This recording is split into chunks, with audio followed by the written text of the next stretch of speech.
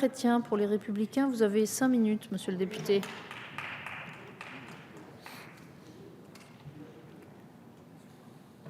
Merci Madame la Présidente, Messieurs les ministres, Madame la rapporteure générale, mes chers collègues. Ce projet de budget pour 2016 est basé sur une croissance de 1,5%. Ah, cette fameuse croissance. Le Président de la République, le Premier ministre, les ministres, toutes les semaines, sur les télévisions, les radios, nous disent « la croissance, elle est là ». La croissance, elle arrive, et la croissance, nous ne la voyons toujours pas venir, telle Anne Masseran. Cette croissance sera-t-elle présente avec ces 1,5% l'année prochaine? Nous l'espérons, car c'est le seul critère qui vous permettra de faire que ce budget sera sincère. Et cette croissance, d'où vient-elle?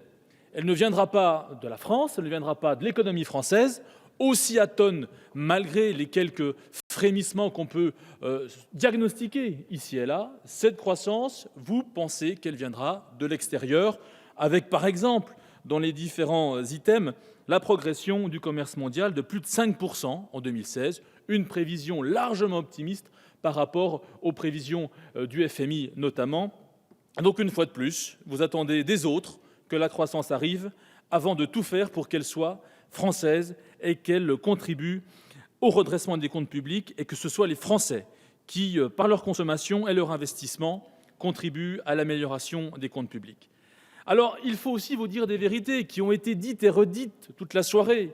Vous prétendez que le déficit va baisser, c'est faux, mes chers collègues. Le déficit de 2016 sera le même que celui de 2015, à peu de choses près, l'épaisseur du trait, à 1 milliard près. Vous prétendez aussi que les impôts vont baisser, mais c'est faux, mes chers collègues. Qui peut le croire? Alors bien sûr, vous faites des manipulations entre les différentes classes de Français, en les opposant les uns un peu aux autres.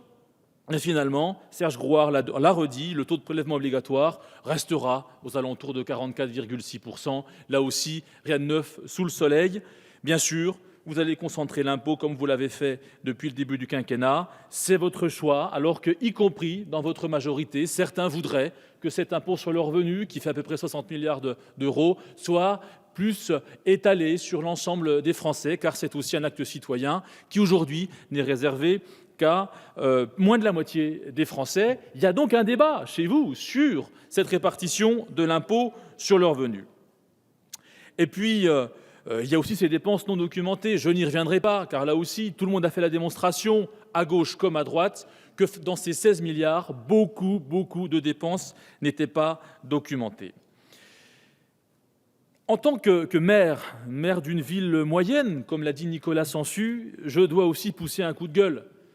Parce qu'à Vesoul, je suis maire de Vesoul, bien, monsieur le ministre, il n'y a pas de colloque, il n'y a pas de conférence, il n'y a pas de cocktail, il n'y a pas de petit four, il n'y a pas d'embauche de complaisance massive, il n'y a pas de cabinet pléthorique. Nous sommes à l'os, monsieur le ministre.